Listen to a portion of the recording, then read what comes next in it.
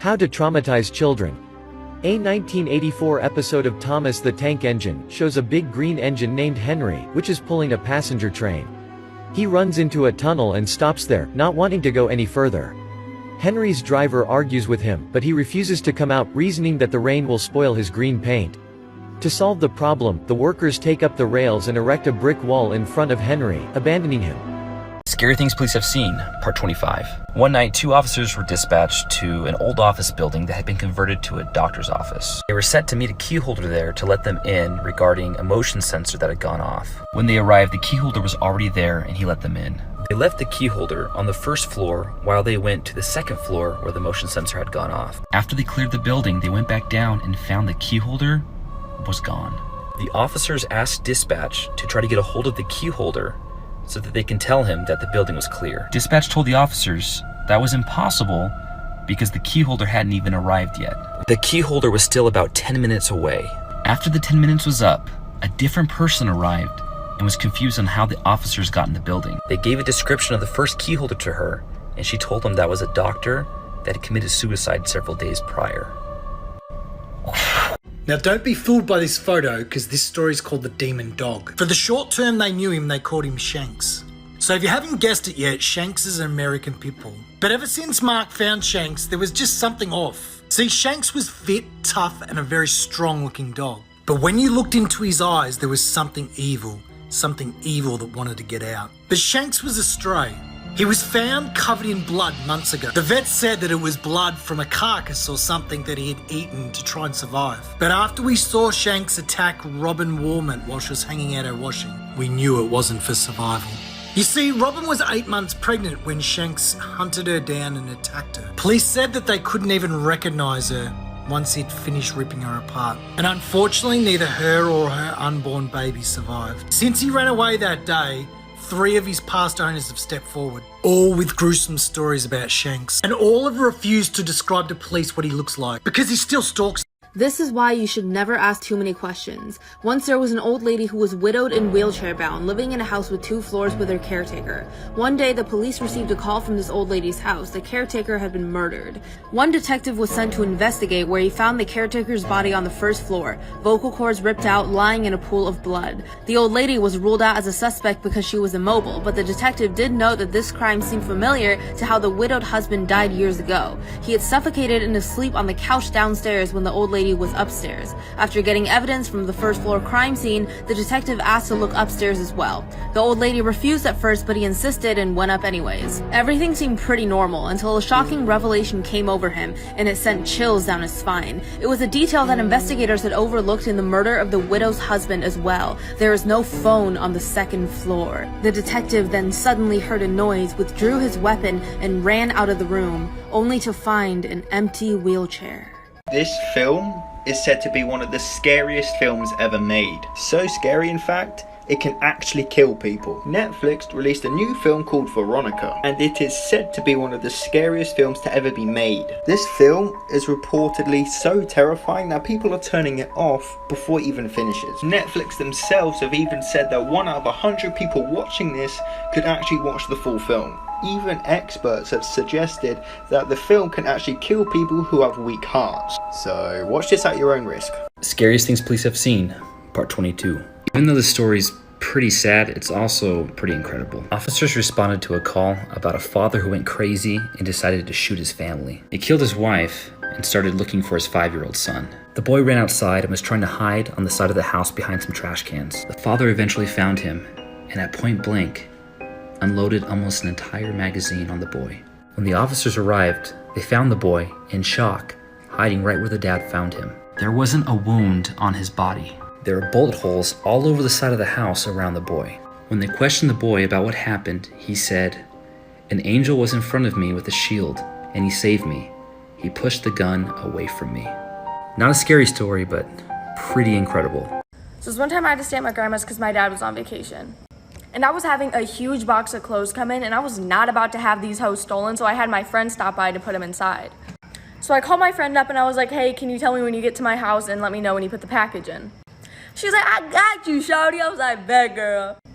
So around 10 minutes later, I got a call from her freaking out. She was like, "Kayla, is there anybody at your house?" I was like, no, my dad's on vacation and I'm at my grandma's. She said, no, Kayla, there is somebody at your house right now. So I start freaking out. I'm like, girl, what do you mean? And she said she saw someone walk across this huge window and then my dad's lights turned on. So I start freaking out. I'm like, what did you see walk across the window? Like, who did it look like? And she said it was just a black, tall figure that walked across that window. And around 5 minutes of being on the phone, freaking out, she said my dad's lights turned off again. Eventually, me and my grandma drove by the house to make sure nobody was there, and of course, nobody was in my house. And it only gets worse. Hey guys, I'm whispering because I was walking and I keep feeling like this guy is following me. Oh my god, right there, you see what I mean? I'm telling you, I really feel like he's following me. Okay, in 1 second, I'm gonna get really loud and I'm gonna make like I'm cool on the phone with my friends and that they're waiting at the top of the block. Okay. Oh Jesus, I just gotta breathe. 1, 2, 3. Hey, hi, okay. You're at the top of the block? Okay, I'm coming. All right, guys. Yeah, oh my god. Yes, you see what I mean? I fucking knew it. Oh my god, oh my god, oh my god, oh my god. Hey guys, hey. This is the scary true story about why you should never ever talk to a girl that has a boyfriend. One day a guy was sitting in class when a girl named Tracy DM'd him. Her account was on private, but based on her profile picture, the guy thought she was really attractive. So the guy requested to follow her and shot her a DM and said, hey, you should accept my request. The girl replied, you're very attractive, but I cannot accept your request because I don't want my boyfriend finding out. All girls are the same, man. The guy thought it was very flattering of her to compliment him while she had a boyfriend, even though it was wrong. So while a lot of the small talk is going on, he finally ends up asking her if she wants to hang out at the beach at 11 a.m. She replies and says, yes, but I'm nervous. He says, don't be, we're just gonna hang out, and he pulls into this parking lot. Keep in mind, that's very important. He DMs her 5 minutes later and says, hey, I just got here, where are you at? She replies and says, great, I left something in the sand for you. So him kind of questioning it, he finds in the sand there's a Polaroid picture of his car that he just parked.